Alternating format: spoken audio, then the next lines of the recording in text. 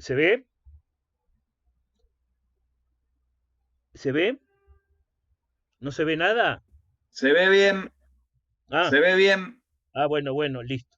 Entonces, eh, este es la última charla para bien de ustedes y vamos a ver entonces las razones de la fe de Jesucristo y ver si podemos hacer una mínima conclusión.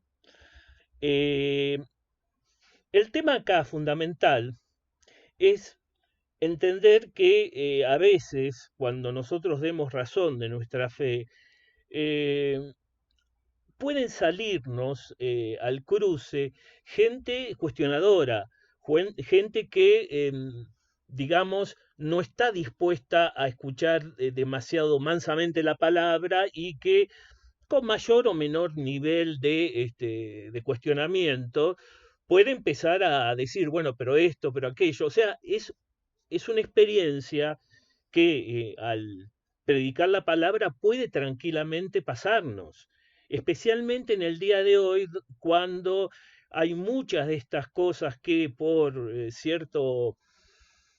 cierta, digamos, opinión pública parecería que están instalados algunos mitos, ¿no? Si son los evangelios, como dice acá, ¿son confiables los evangelios?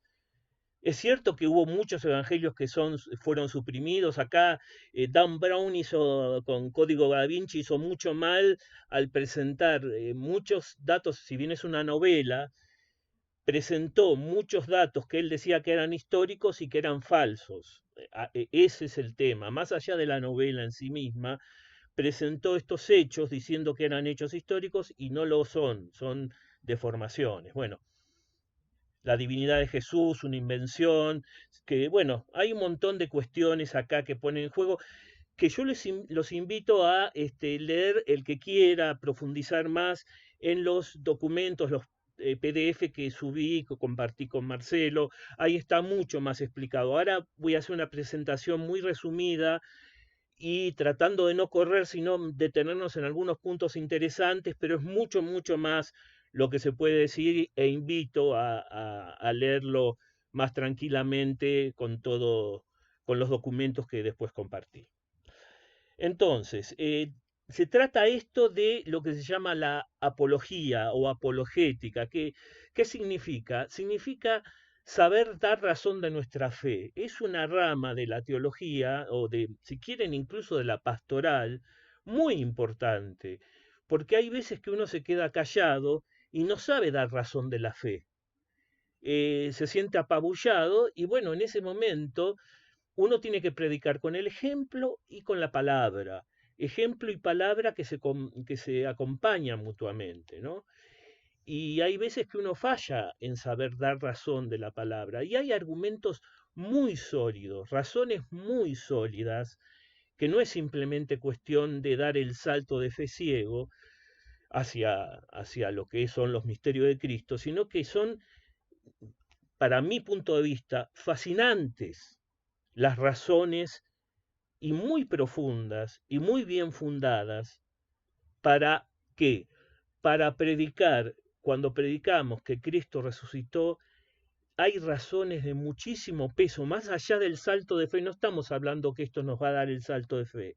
Estamos diciendo que nuestras razones están fundadas en lo profundo, en un acontecimiento histórico, y vamos a ir viendo de qué se trata. Primero que nada, hay que entender que aquellos que redactaron la historia de Jesús, los evangelistas fundamentalmente, compusieron los libros del Nuevo Testamento junto con las cartas de Pablo, de Juan, de Pedro, fueron componiendo un documento que es el que tenemos, el Nuevo Testamento, que es altamente confiable, que es altamente confiable en cuanto a que verdaderamente conservó las tradiciones originales.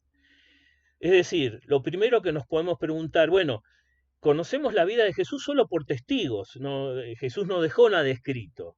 ¿Cómo sabemos que transmitieron al Jesús real?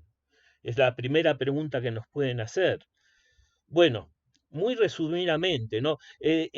Acá hay un falso supuesto que es decir, sabemos muy poco del Jesús histórico y que de alguna manera ese Jesús fue manipulado por la iglesia oficial. Eso es un falso supuesto. Desde el punto de vista arqueológico, desde el punto de vista histórico, hay muchos niveles que se juegan acá para mostrar la alta confiabilidad de este testimonio. Entonces, antes que nada, hay un montón de criterios que usan los eruditos bíblicos, hay una ciencia bíblica, más allá de la fe que podemos tener, hay eruditos que son muy serios, hay universidades enteras que se encargan de analizar con una minuciosidad increíble los papiros, los documentos que se encontraron. Y hay un montón de criterios para evaluar la confiabilidad de esos testimonios que se encuentran. Muchos criterios. Voy a elegir solamente 3 para mostrar la confiabilidad y la veracidad. Hay muchos más. Los remito en todo caso a los textos que subí, pero quiero detenerme solamente en estos 3 que son, me parecen muy interesantes. Por un lado, el celo que tienen los evangelistas y las cartas en mostrar la exactitud histórica, la fidelidad a la exactitud histórica de los hechos. Fíjense que estamos hablando de testigos oculares, tanto los testimonios de los evangelios, los hechos. Pablo después, testigo no fue testigo, digamos, de la vida de Jesús, pero tuvo una manifestación de Jesús él mismo y escuchó los testimonios directos, como por ejemplo los de Lucas, ¿no? Que fue compañero de viajes de él. Y además, justamente es el mismo Lucas que muestra, por ejemplo, una rigurosidad enorme al describir hechos históricos que después arqueológicamente se verificaron. Y hablemos concretamente del Evangelio de Lucas, pero también cabe para los Hechos, que ustedes saben que es el segundo tomo del Evangelio. Fíjense que Lucas comienza ya su Evangelio con un fuerte contenido histórico. Dice que después de informarme cuidadosamente, he decidido escribir para ti un relato ordenado, y empieza situando todo el contexto. En tiempos de Herodes, rey de Judea, un sacerdote, Zacarías, después, más adelante dice que apareció un decreto de Augusto, cuando Quirino gobernaba Siria en el año. Fíjense todos los datos históricos que revela. Si fuera una fábula, no daría datos históricos. Había una vez un rey, no se trata de una leyenda. Aquí hay un evangelista que está situando de una manera rigurosa y fiel un suceso y lo está dando datos para que pueda ser verificado histórica y arqueológicamente. Otro criterio muy importante es que las fuentes que usaron los evangelistas son tradiciones orales, también Pablo, por supuesto, que son muy tempranas y muy cercanas al hecho de Jesús. No son leyendas que siglos después de siglos se transmitieron, no, son tradiciones muy cercanas al hecho. Porque uno puede decir, bueno, pero estas cosas pasaron hace 2000 años, la historia real tiene que haberse perdido, pero no es lo importante si pasaron hace 2000 años o hace 10.000 años. Lo importante es que las primeras comunidades eligieron fuentes antiguas y cercanas, o sea, lo importante es la distancia entre el hecho y las narraciones que después fueron poniéndose por escrito. Eso es lo importante. Si es escasa la distancia entre los hechos y las narraciones, no importa que hayan pasado 1000 años, o 2000 o 5000. Lo importante es la cercanía. Y en ese sentido, la brecha entre los primeros textos del Nuevo Testamento, las cartas de Pablo, y los eventos originales es mínima, de apenas varios años, una decena de años, digamos. Y los testigos de todo eso todavía estaban vivos y se los podía interrogar. Además, surgió la primera transmisión oral, que después se fue poniendo por escrita, en un contexto de una cultura que era fuertemente oral. Ustedes saben que los rabinos transmitían historias oralmente, algunas cosas se ponían por escrito, los escritos rabínicos, el Targum y el Antiguo Testamento, pero la transmisión oral era muy fuerte y era una cultura que estaba muy acostumbrada a la transmisión oral. Igual pasó con los apóstoles, conservaron y transmitieron fielmente esa tradición oral y en un lapso muy pequeño ya empezó a ponerse por escrito, de manera que la distancia entre la fuente y el suceso es mínima. Además tenemos fuentes no cristianas, fuentes de historiadores romanos o judíos que dan cuenta del suceso de Jesús en el sentido de la crucifixión, de la expansión de los primeros cristianos, de cómo los primeros cristianos adoraban a Cristo como Dios. Lo relatan desde el punto de vista escéptico, por supuesto, pero relatan que esos hechos verdaderamente sucedieron. Ahí tenemos una serie de historiadores y filósofos que dieron testimonio de estos hechos. Y además, si comparamos con otras obras antiguas, después vamos a ver esas comparaciones, hay una gran cantidad de testimonios y textos muy cercanos a los sucesos originales que son mucho de menor distancia que otras obras de la antigüedad. Los evangelios son las obras de la antigüedad mejor documentadas y más cercanas al hecho que tenemos en toda la literatura antigua. Eso lo vamos a ir viendo, pero les empiezo a tirar datos. Otro criterio que es muy interesante y que habla de la honestidad de los evangelistas es lo que se llama el criterio de la vergüenza. Es decir, los evangelistas, por una fidelidad a la verdad, transmitieron hechos que son vergonzosos, que los dejan mal parados a ellos o a Jesús. Fíjense el rechazo de la familia misma de Jesús respecto del ministerio, María y los parientes, María, la más grande de las mujeres, y sin embargo, la más santa, y sin embargo va a buscar a Jesús junto con los parientes, y está narrado en unos evangelios que decían que estaba fuera de sí Jesús, y aparece.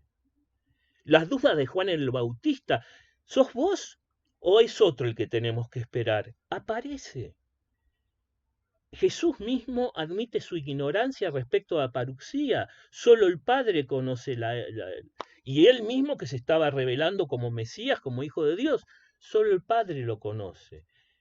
¿Cómo continuamente los está retando a los discípulos por la falta de fe, la incomprensión, las disputas de liderazgo que tienen y Jesús los tiene que cargar en peso, digamos? Pedro, ¿cómo le tiene que decir, como leíamos en el Evangelio anterior, apártate de mí, Satanás? ¿Cómo los apóstoles huyeron del huerto de los olivos y lo dejaron solo a Jesús? La negación de Pedro. Las mujeres como testigos, ya vamos a volver sobre eso, que en realidad, ¿por qué poner si fue un relato inventado, ¿por qué poner las mujeres que eran testigos poco confiables? E incluso en el Evangelio de Lucas decía, los apóstoles creyeron que estaban delirando las mujeres. ¿Todo eso por qué? Porque eran honestos. Porque eran honestos a los hechos. Podrían haberlo modificado y hacer quedar mejor a Pedro, a Jesús, a los apóstoles. Continuamente aparecen los apóstoles como cobardes, como sin comprender lo que dice Jesús, titubeantes, huyeron, mil cosas, y aparecen en los evangelios. Que da para pensar, ¿no? Esto, la inclusión de los hechos, estos hechos vergonzosos, solamente puede explicarse por la fidelidad. ¿Cómo pueden hablar de manipulación si fueron tan honestos, tan sinceros en narrar los hechos? Es como decir, bueno, pasó de esa manera, ¿qué podemos hacer? Nos debemos a la verdad, tenemos que relatar lo que verdaderamente pasó. Hay muchos otros criterios que muy interesantes, pero no tengo tiempo de demostrarles. Respecto de la transmisión, bueno, uno puede decir, está bien, fueron sinceros, transmitieron todo lo que... Pero ¿qué pasó con los momentos sucesivos de esos 2000 años de historia? Bueno, hay gente que no sabe sobre este tema, que puede decir, bueno, se copió, se tradujo, se retradujo tantas veces que el original debe haberse perdido en el tiempo. Y en ese sentido, bueno, uno tiene que decir primero que nada, la cantidad, y cada vez son mayores, la cantidad de manuscritos que se descubrieron y que se cuentan. Manuscritos que son copias de los evangelios originales que se perdieron, por supuesto. Un evangelio original escrito hace 20 siglos se destruyó. Tenemos copias cercanas a los evangelios, escritos por copistas, pero no tenemos la fuente original porque el paso del tiempo. Sin embargo, tenemos copias muy cercanas al original. Está este famoso papiro de Rylands, que es del año 125. Es un fragmento del Evangelio de Juan, pero fíjense qué cercano que está a la datación original del Evangelio de Juan, más o menos finales del siglo I. Es decir, se conservaron copias muy cercanas. La primera copia completa es del año, de todo el Nuevo Testamento, es del año más o menos 300 y pico, mediados del 300 y pico. Además, se recolectaron 6.000 manuscritos parciales o completos en griego original. Ustedes saben que está escrito en griego original.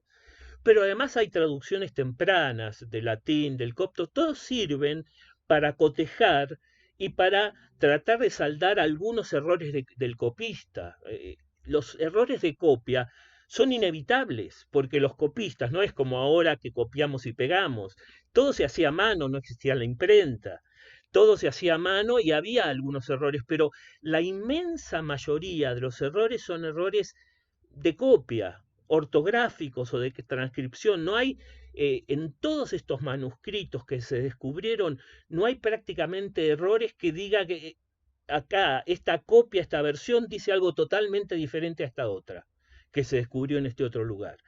La gran mayoría son errores o de transposición o de sintaxis o de ortografía o de simple copia, y se resuelve de esa manera.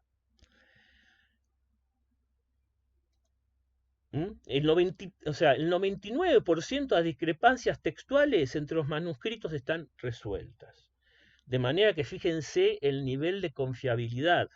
No tenemos tiempo para hablar de casos concretos, que igual el 1% restante se resuelve perfectamente, pero bueno, sigamos adelante. Lo que me interesaba mostrar, una obra clásica, famosa, como la Ilíada, ¿no?, de Homero, que se escribió, data más o menos del siglo VIII antes de Cristo, tenemos solamente 643 copias, contra los 6.000 manuscritos, y se siguen descubriendo, y los 9.000 traducciones tempranas, tenemos solamente 600 y pico de copias. Y la primera es 1000 años después del original. 1000 años después del original. Así que fíjense la cantidad de manuscritos y de testimonios que tenemos para ver la veracidad, para, digamos, recomponer las versiones originales de los evangelios, que como habíamos dicho, son fieles a la historia original de Jesús. ¿Se entiende hasta acá? ¿Se comprende esto? Creo que es más concreto por lo menos que la clase pasada que era tan especulativa. Acá estamos dando razones concretas de peso para mostrar que los evangelios que estamos usando hoy en día, por más que los separe 2000 años de distancia, son copias fieles que no son traducciones de traducciones de traducciones, sino que los evangelios, todo el Nuevo Testamento, van a las fuentes directamente, no traducen la anterior, van siempre a las fuentes y cuanto más antigua mejor, para continuamente rechequear esto. Y en ese sentido, otro mito es que cuanto más tiempo pasa, más nos alejamos del original. Entonces, cuanto mayor antigüedad, menor confiabilidad. Fíjense, hay una Biblia, la famosa Biblia de King James, es una Biblia protestante que data de principios del siglo XVII, estaría más cerca del texto original porque, claro, cuanto más nos alejamos, más se degradan los textos. Y sin embargo es todo lo contrario. Esa Biblia, esa famosa Biblia de King James, solamente se basó en media docena de manuscritos y ninguna anterior al siglo X. Poco a poco la arqueología fue descubriendo más manuscritos, mucho más antiguos. Por eso, cuando ahora tenemos una versión nueva, es mucho más fiel. ¿Por qué? Porque pudo cotejar con manuscritos mucho más antiguos y mucho más numerosos, y tener una copia, una traducción mucho más fiel del original porque se acercó mucho más a las fuentes. ¿Se entiende esto?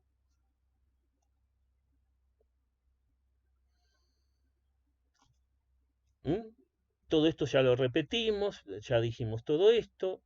El 1%, bueno, hasta ahí yo creo que por eso el Nuevo Testamento actual no es el último vestigio de una cadena como de teléfono roto. El Nuevo Testamento, las nuevas traducciones que tenemos en la mano, cada vez son más fieles al original porque cada vez se hacen más descubrimientos arqueológicos y esos papiros que se encuentran cada vez son más cercanos. Por eso uno puede tener la seguridad que estas versiones de la Biblia transmiten fielmente lo que los apóstoles pusieron por escrito. ¿Se entiende esto? ¿Algún comentario?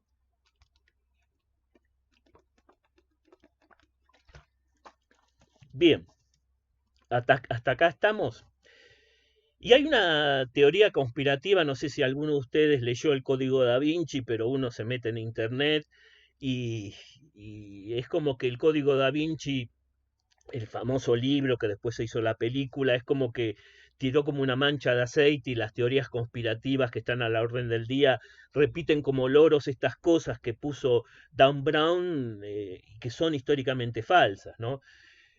Una de las cosas que dice Dan Brown, que acá lo tenemos, el autor del Código Da Vinci, es que la divinidad de Cristo, esto lo van a encontrar mucho en las redes y que gente que se mete en las redes les puede llegar a cuestionar esto, que fue un invento de la iglesia de Constantino. Ustedes saben que Constantino fue el primer emperador, bueno, se bautizó cristiano casi poco antes de morir, pero fue el primer emperador cristiano que cesó las persecuciones con el edicto de Milán en el 313 y empezó la iglesia a florecer con sus luces y sus sombras bajo el ala del Imperio Romano. Entonces, dice Dan Brown que gracias a este poder habría mandado a quemar todos los evangelios que mencionaran la humanidad de Jesús y que los habría sustituido por un falso Cristo divinizado. Es una aberración tan grande, pero que no porque somos creyentes nos indignamos, porque arqueológicamente es falso. Arqueológicamente hay pruebas concretas de que está diciendo cualquier cosa Dan Brown. Es decir, ni la divinidad de Jesús fue un invento tardío, ni su humanidad fue eliminada de los evangelios. Uno ve primero los evangelios y hay un montón de testimonios de la humanidad de Jesús.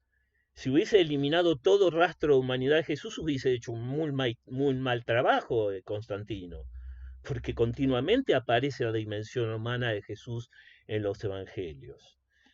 Y además el canon, lo que llamamos el canon, que es la lista de libros del Nuevo Testamento aprobada por la Iglesia, ya fue fijada mucho antes de que Constantino subiera al poder. ¿Mm? O sea que mal puede haber manipulado libros y quemados y ya estaba aprobada por la Iglesia la versión del Nuevo Testamento.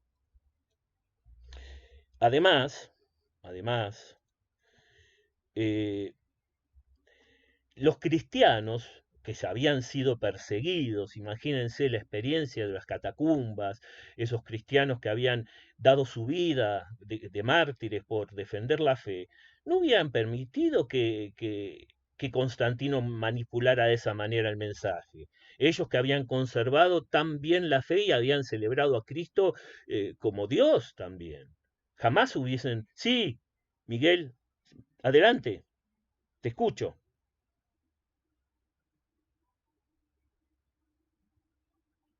No, estaba mirando todos los ítems que pusiste porque como tengo particionada la imagen, y por ahí los corro para allá, los corro para acá para poder ver bien lo Ah, que está puesto en pantalla. Eso es lo que pasa. está bien, no hará entonces una pregunta. Entonces, eh, por otro lado, otra razón más es esa.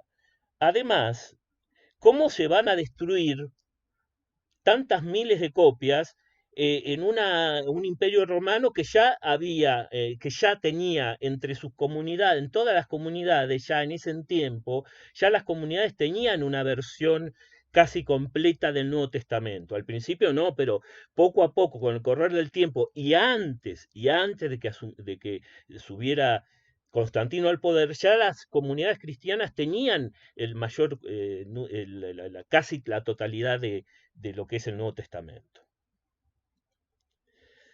Además, existen numerosas proclamaciones de la divinidad de Jesús antes, antes de Constantino. O sea, lo que dice Dan Brown, Constantino subió, metió la divinidad y borró la humanidad. Por un lado, más allá de todas estas razones, la humanidad está perfectamente conservada en los 4 evangelios y se ve perfecto.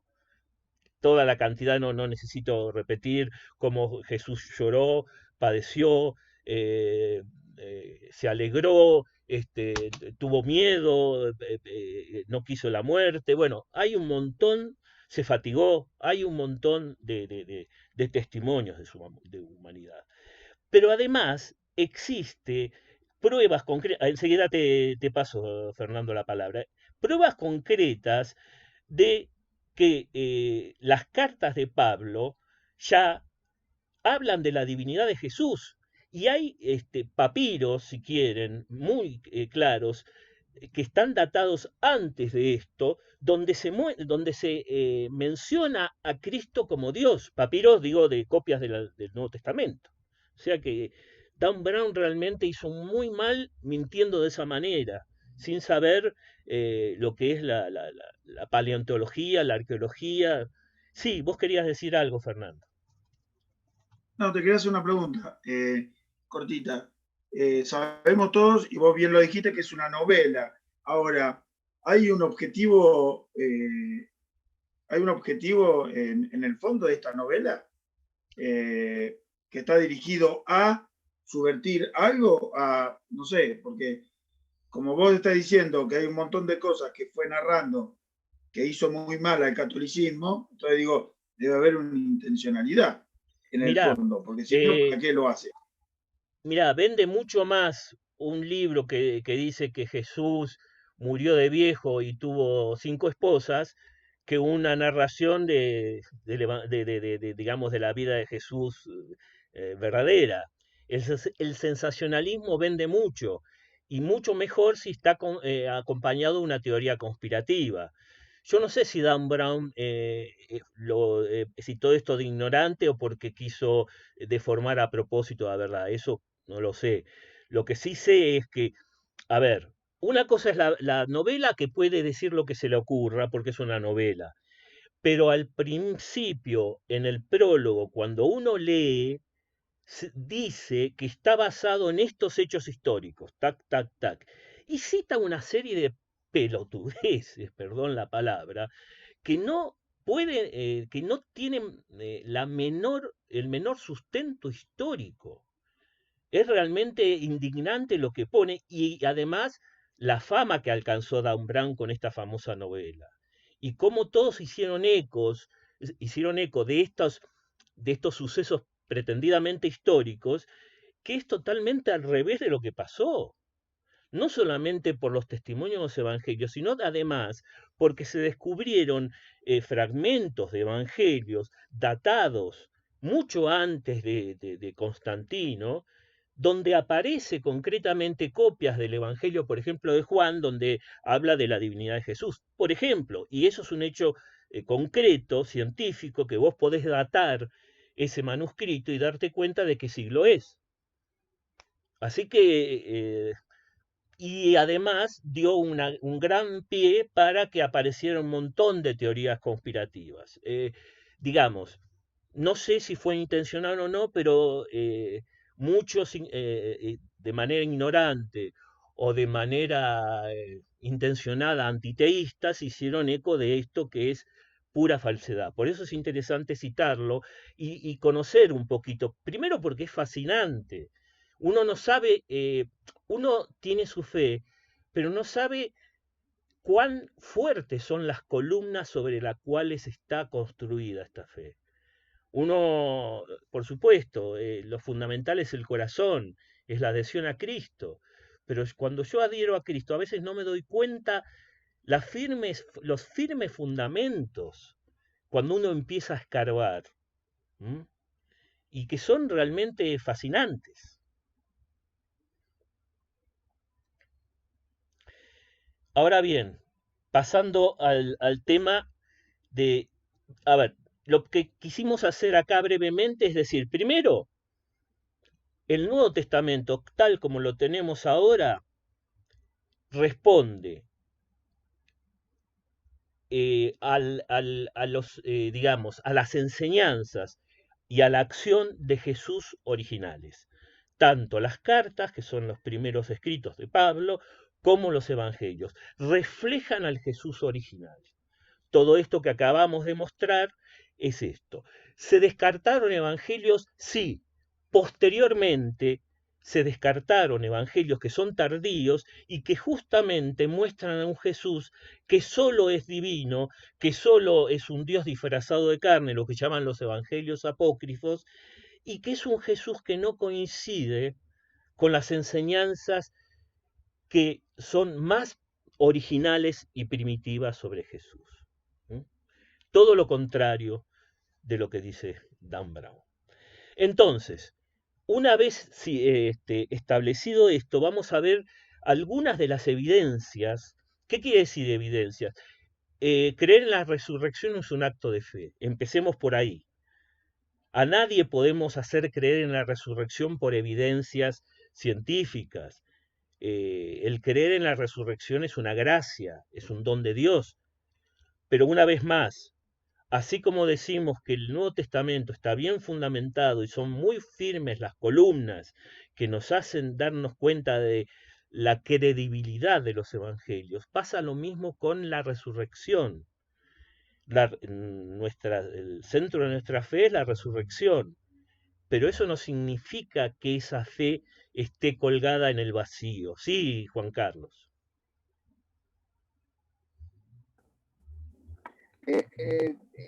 La pregunta concreta es si se puede afirmar que los evangelios apócrifos fueron descartados porque solamente orientaron su decir en todo lo que significó Jesús desde el punto de vista divino y no y no encarnado, No, a ver, no y solamente, no primero, hombre encarnado.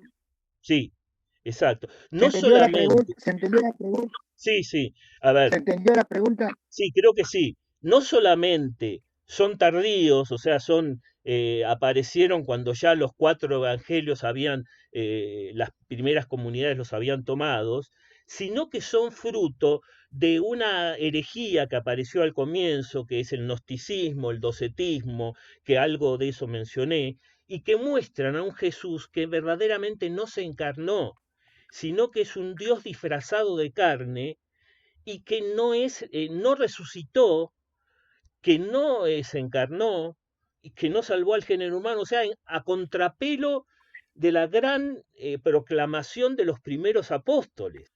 Jesús resucitó. Es decir, es un Jesús no solamente que quedó la parte divina y nada más, un Jesús totalmente deformado, porque no es un Jesús encarnado y un Jesús que murió en la cruz ni resucitó. Y por eso las mismas comunidades fueron las encargadas en desechar estos evangelios tardíos como contrarios a la fe. ¿Mm? No sé si con eso contesté tu pregunta, Juan Carlos. Sí, Bien. Entonces, respecto de la evidencia de la resurrección que creo que había mencionado, no sé si había sido Fernando o Juan, perdón, no me acuerdo quién, estas 3 evidencias fundamentales. ¿Mm? La tumba, o sea, cuando hablamos de la resurrección hay 3 presupuestos. Primero, Andrés lo dijo, Andrés, perdón, no la pegué con ninguno perdón, de los dos. Andrés, que son estos 3 presupuestos fundamentales. Primero, que los discípulos encontraron la tumba vacía. Segunda, las apariciones verdaderas de Jesús después de la muerte. Y tercera, el origen de la fe de esas apariciones suscitaron una fe que no es explicable solo por razones humanas. Vamos a ver muy brevemente estos 3 aspectos, que son los 3, digamos, acontecimientos que fundan no la fe, porque la fe, repito, es un acto sobrenatural en el que adherimos a ese Dios de Jesucristo. Pero sí, a la hora de dar razones de nuestra fe, podemos decir que no es una fe irracional, sino que es una fe bien fundamentada en elementos absolutamente razonables, históricos, arqueológicos y escriturísticos. Vamos a tratar de ver eso. Es decir, si estos eventos, decimos, no tienen una explicación natural coherente, nos estamos manejando dentro de estas razones que podemos darle al prójimo que no cree en un diálogo, si no encontramos una razón natural coherente, se puede postular ante el escéptico que es razonable la respuesta de la resurrección. Ese es un poco el argumento.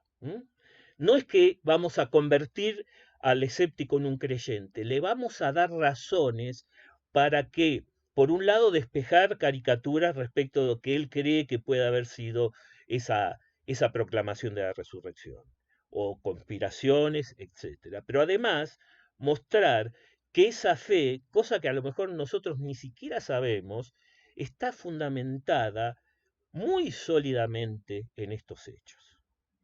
De eso se trata. Entonces, lo primero es la muerte de Jesús, por supuesto. Si proclamamos la resurrección, tenemos que suponer de que Cristo verdaderamente murió en la cruz. Porque las primeras teorías conspirativas dicen, no, Cristo no murió. Después vamos a repasar si tenemos tiempo de eso. Pero lo primero que tenemos que decir es que verdaderamente Cristo murió en la cruz. ¿Por qué? Bueno, me olvidé de hablar de las razones médicas además. Tenía tal cantidad de lesiones infligidas durante la pasión y después durante la crucifixión, que ya garantizaban la muerte, lo que se llama el shock hipovolémico. Todo eso después léanlo más en detalle. Pero incluso estaba tan débil Jesús antes de la crucifixión que tuvieron que llamar a José, ay, el que cargó la cruz en lugar de... Simón, Sí, ¿eh? Si- Sí, perdón, Simón, Simón de Sirene, ahí está, perdón, se me hizo, gracias. Simón de Sirene que cargó la cruz porque estaba tan débil Jesús que no podía cargarla. Es decir, además, al clavarlo en la cruz, acá estamos viendo eh, primero los clavos, una reproducción de lo que son los clavos, ¿eh? Esto es cómo se lo azotó a Jesús para que se desgarrara y se desangrara, ¿eh? Es muy cruel, y la lanza que atravesó su costado. Al clavarle ambos pies y muñecas a la cruz, ¿qué pasaba? Moría por asfixia, no podía respirar bien y insuficiencia de irrigación. Es decir, el reo solía morir en la cruz inmediatamente, pero además, como era vísperas del sábado y no querían este, hacer cosas prohibidas por el Shabbat y enterrar a los muertos en Shabbat, no se podía, entonces se quiso quebrar las piernas y se vieron que Jesús ya estaba muerto. Y para reasegurarse que Jesús estaba muerto, un soldado le clavó la lanza en el costado. Es decir, lo remató, por decirlo de manera brutal. Esta muerte fue registrada incluso por historiadores no cristianos que dieron fe de esta muerte. La tumba vacía, como decíamos, los 4 evangelios, a pesar de la diferencia de estilos, todos arrancan con la narración de que fueron las mujeres las que descubrieron la tumba vacía, los 4 evangelistas, y que no eran consideradas, como decíamos antes, testigos creíbles. Una mujer no podía ser, en ese sentido era una cultura verdaderamente patriarcal. No eran testigos creíbles en un juicio. No, su testimonio no era creíble y sin embargo son las mujeres las primeras en dar testimonio, valga la paradoja, de que Jesús había resucitado. Es decir, acá está el criterio de vergüenza que habíamos hablado antes para certificar la veracidad de la resurrección. Los 4 evangelistas dicen lo mismo y podían haber endulzado un poco esto para hacerlo más creíble. No quisieron hacerlo más creíble, quisieron transmitir la verdad, que es diferente. ¿Mm? Y estos son episodios narrados, lo pongo acá, pero bueno, narrados por fuentes antiguas e independientes, además de los historiadores no cristianos, ¿no? Además, la versión oficial que se consigna en los evangelios sinópticos de que lanzaron las autoridades judías la versión de que los discípulos habían robado el cuerpo, confirma que la tumba estaba vacía.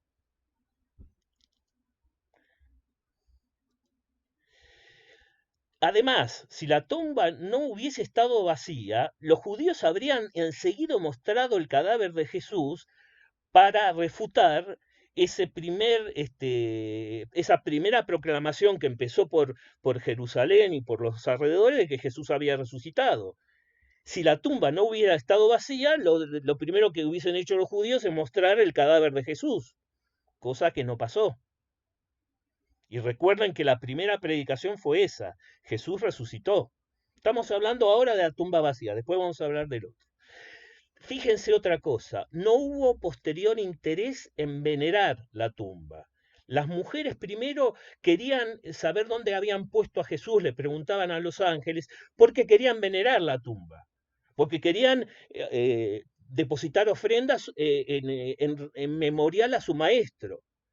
Pero cuando Jesús se aparece, ya no hace falta.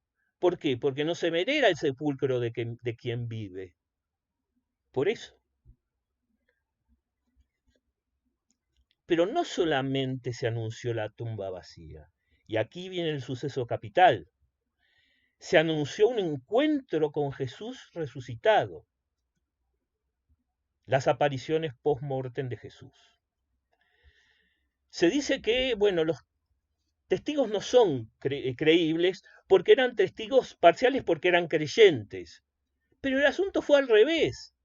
Si uno lee, los discípulos estaban abatidos, decepcionados, escépticos, no le habían creído a las mujeres. Estaban encerrados con miedo. Y fue gracias a la aparición de Jesús que cambió su actitud. De manera que no es que estos testimonios son parciales porque los testigos eran creyentes. Los testigos empezaron a ser creyentes cuando Jesús se apareció. Es al revés. Si uno tomara a estos testigos antes de la aparición, querían volverse a su casa. Nada más que eso. ¿Por qué? Porque el Mesías que ellos habían seguido había muerto de la manera más ignominiosa posible. Derrotado, crucificado, y el Deuteronomio decía que aquel que colgaba en un madero era maldito de Dios. Es decir, no había manera de tener un mínimo de ganas de fraguar nada ahí. Y la lista de testigos, una pequeña lista de testigos de Jesús, primero que nada las mujeres, fundamental, ¿no? Son el hilo conductor cómo estas mujeres fueron los primeros testigos, que repetimos que no son jurídicamente confiables y sin embargo aparecen en todos los relatos. Si se hubiese querido manipular, primero hubiese aparecido Pedro, que era la roca, la cabeza de la iglesia. Hubiese sido si se hubiese manipulado, hubiese sido un relato como se dice hoy en día, se hubiese puesto a Pedro como el que dio fe, que aparece por supuesto en el Evangelio de Juan, por ejemplo. Pero primero en Juan aparece que las mujeres fueron los que lo descubrieron. De manera que no se manipuló en eso.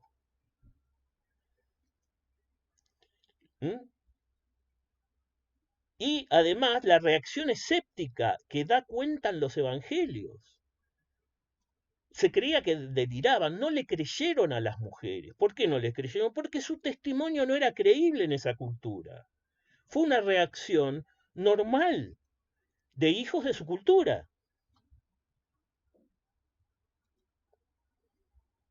¿Ven? Por eso la fidelidad. Y fíjense que esa fidelidad da pie a que un enemigo de los primeros padres apologistas del siglo III, un filósofo que combatió el cristianismo, dijera que se burlara y dijera, fíjense, estos que creen en una resurrección atestiguada por mujeres histéricas. Fíjense, si hubiesen querido hacer alguna cosa más proselitista, habrían cambiado los hechos. Pero se la bancaron, porque se debían a los sucesos históricos y soportaron las burlas de los enemigos, porque por supuesto no eran creíbles esos testimonios, pero a costa de acusaciones como esta, sostuvieron esa fidelidad. Bueno, es lo que decíamos, sí, fueron ideados porque además, siempre aparece María Magdalena acompañada por otras discípulas, pero María Magdalena que había sido endemoniada, había estado endemoniada y que se dice textualmente que Jesús le había expulsado 7 demonios. O sea, si se quiso hacer un casting, no podrían haber elegido un personaje peor si se quiso montar una escena. Es decir, una y otra vez aparecen signos de honestidad de los evangelistas. Es decir, lo que se llama el sincericidio. Si van a hablar alguna vez de esa palabra, es el sincericidio. Es el criterio de la vergüenza, pero que tiene el sello de la autenticidad de aquellos que estaban preocupados en narrar verdaderamente los hechos y no manipular nada. Simplemente contar su versión de la historia verdadera, pero según su teología y su punto de vista. Pero los sucesos fundamentales los conservaron por fidelidad a la verdad. Otros testigos, rápidamente, fíjense, una de las tradiciones más antiguas que se conservan, muy cercanas al hecho en sí, es este pasaje de la primera carta a los Corintios 15:3, donde dice que Cristo se apareció a Pedro, a los 12, a 500 hermanos al mismo tiempo, y dice, muchos de los cuales están vivos aún. Sinónimo, vayan y pregúntenles. Vayan y pregúntenles si no es verdad. Esa aclaración es una invitación para que los busquen y les pregunten. A Santiago había en lo que habíamos quedado. Lo que les decía cuando se cortó es que este pasaje de 1 Corintios 15 es uno de los más antiguos, es más o menos del año 56, muy cercano a la fecha de la resurrección, y que muestra, entre otras cosas, como decía, esos 500 hermanos que decía que la mayor parte vive aún, o sea que pueden ir y preguntarles, y que se apareció a Santiago, que decía era originalmente escéptico, formaba parte de los parientes de Jesús, y para colmo a él mismo, ¿no? Bueno, a Pablo, que fue perseguidor, o sea que se apareció varias veces y a varios, en varias ocasiones y a varias personas, incluso a esos 500 que está diciendo Pablo que pueden ir y preguntarles.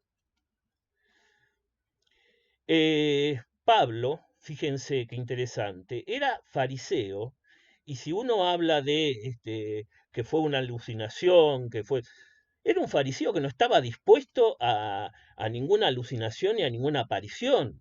Quería apresarlos y ejecutarlos a los cristianos, los estaba persiguiendo.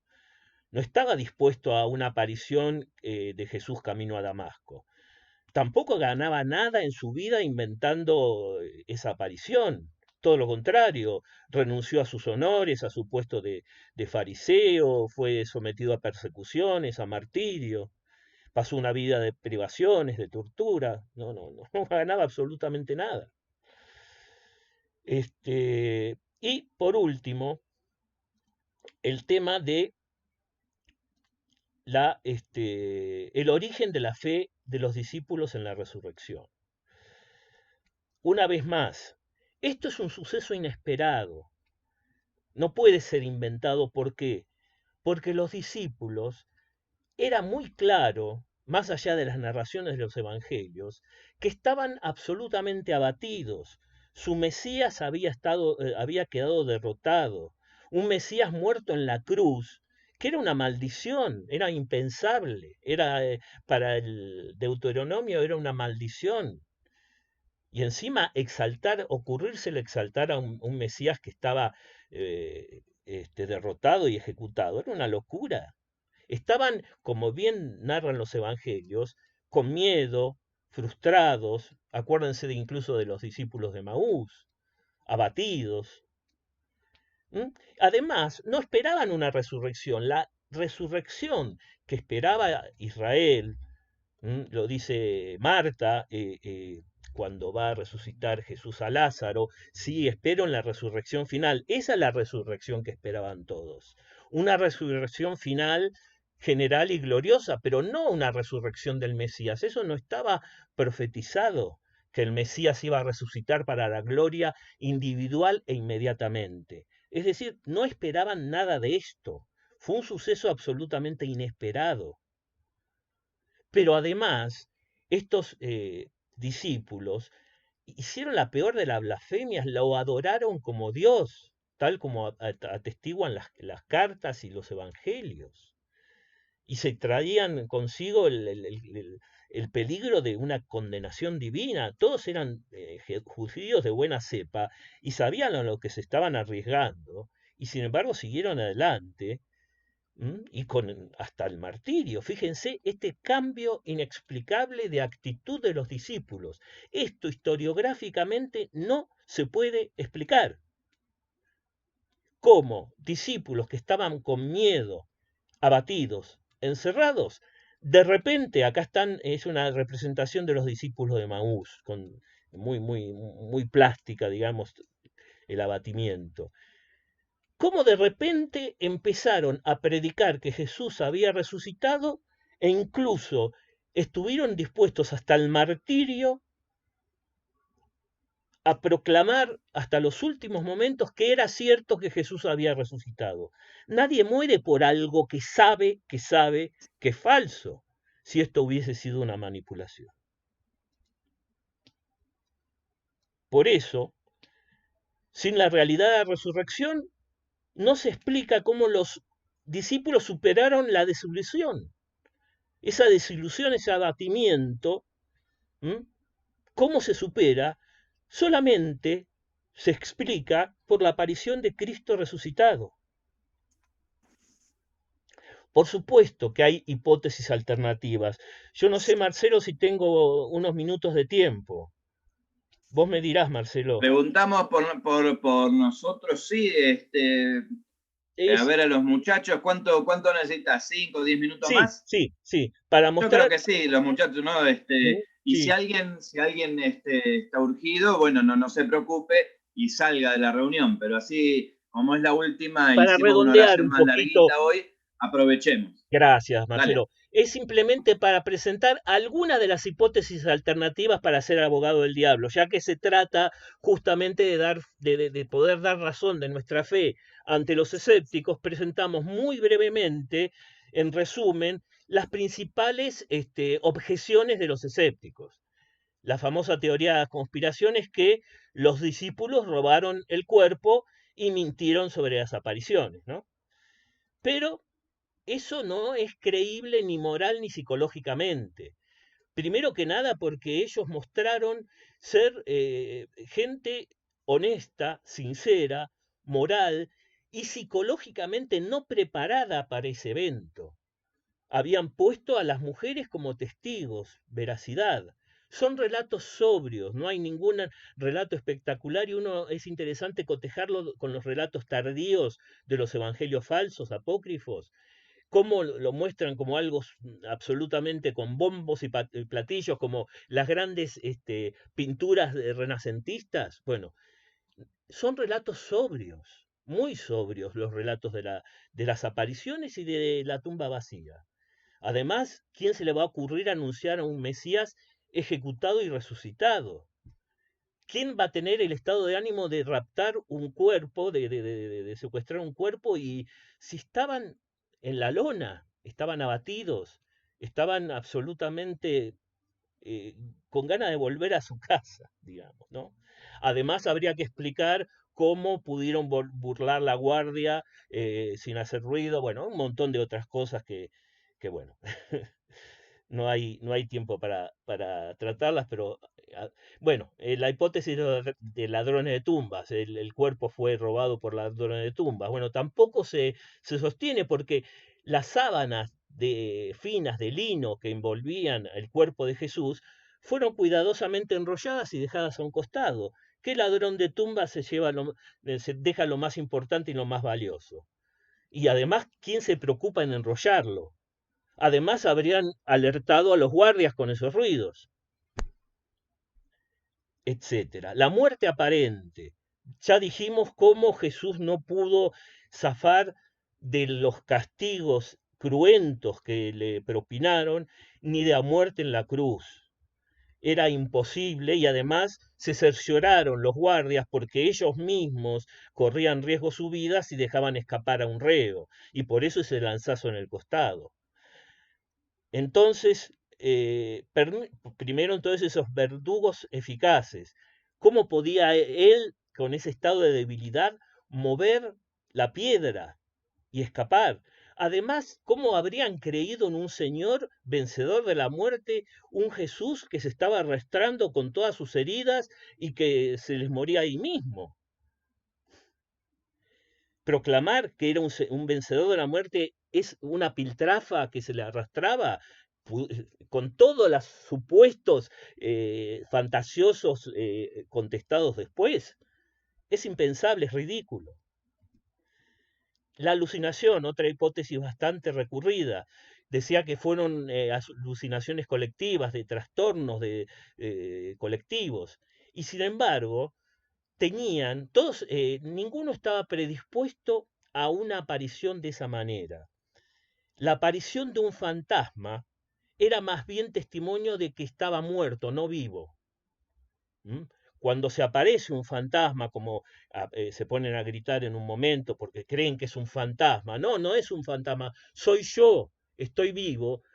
Una aparición así, una alucinación, ellos en todo caso podían estar predispuestos a un fantasma, pero no a un señor resucitado.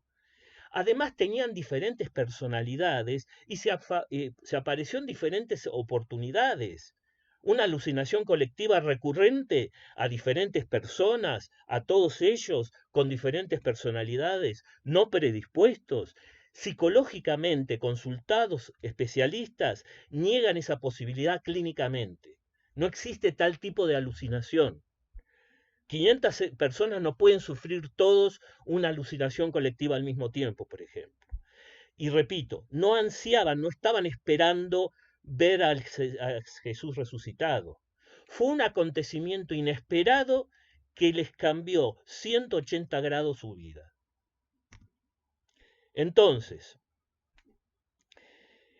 las anteriores hipótesis, estas hipótesis alternativas, son pobres en su poder explicativo. ¿El poder en qué sentido? Que son altamente improbables, son incoherentes.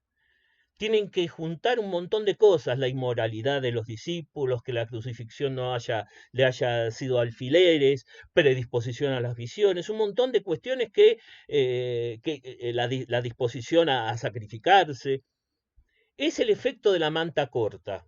Es decir, si me tapa el cuello o me tapa la cabeza, no me tapa los pies. No pueden contestar todos los sucesos al mismo tiempo. ¿Mm? Lo que significa que es pobre en alcance explicativo. No pueden sumarse todas, aglutinarse en un todo, porque es artificial juxtaponerlas, se contradicen entre sí. La explicación de la resurrección es mejor, tiene mayor alcance explicativo.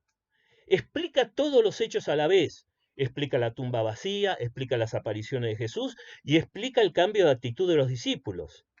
Tiene mejor poder explicativo porque explica los tres acontecimientos de una manera satisfactoria. Y no resulta artificial en el sentido que no hay que multiplicar y juxtaponer explicaciones. La deshonestidad, el lanzazo a profesión, todo se explica por la resurrección y cierra todo perfectamente. Repito, esto no es lo que tendría que generar la fe en nosotros. Estamos, y repito, mostrando que, que podemos dar a los escépticos razones muy sólidas para mostrar que nuestra fe en la resurrección, razones que tal vez ni conociéramos nosotros, están ahí y son fuertes y convincentes. Por eso la conclusión, la que mejor apunta es que Jesús verdaderamente resucitó. Y para cerrar y usar el ejemplo, hay un monje del siglo XIII, de la Edad Media, que hay un principio muy famoso que es de la navaja de Occam, que dice que la explicación más sencilla, la más probable a la más compleja. Es más probable, esto se usa mucho en la lógica y en la ciencia. La explicación más sencilla es mucho más probable de ser cierta que una multiplicación de explicaciones complejas. Entonces, ¿qué es la explicación más sencilla, más probable, más razonable? Fíjense, las profecías de Jesús, su potestad al predicar, la autoridad de perdonar a pecadores, obrar milagros, los testimonios de la tumba vacía, la aparición de Jesús, la actitud, el cambio de actitud, la proclamación de su divinidad de estrictos judíos monoteístas, hasta al punto de dar su vida, su sabiduría perenne, otro tema del que no hablamos, su enseñanza dura por toda la eternidad y es aplicable y evangelizable a cualquier cultura. Su presencia de acción que ha transformado tantas vidas, ha santificado a tantos, ha dado tantos testimonios de santidad. todo eso se explica mejor por un engaño, una alucinación, una conspiración, o porque se admite sencillamente que existe un Dios redentor que resucitó a Jesucristo. Punto. Entonces, para cerrar simplemente, dos palabras pastorales, ¿no? El mandato del Jesús, de Jesús que deja el más importante mandato, que es hacer misioneros en su nombre, ¿no? Vayan y hagan discípulos a todos, ¿no? Bautizando en el nombre del Padre, Hijo y del Espíritu. Yo estaré siempre con ustedes hasta el fin del mundo. Y por último, la oración sacerdotal, y con esto cerramos, la importancia que tiene también para nosotros. Fíjense esta parte de la oración sacerdotal, qué hermosa. Dice, no solamente ruego por ellos, o sea, por los discípulos, sino también por los que, gracias a su palabra, a la nuestra, creerán en mí. Con lo cual, creo que acá está la importancia de saber dar razón de la fe. Bueno, muchas gracias. Espero que esto se haya más o menos entendido, más o menos se haya asimilado estas razones. ¿Les pareció más o menos algo convincente estas razones? ¿Cómo les resultó?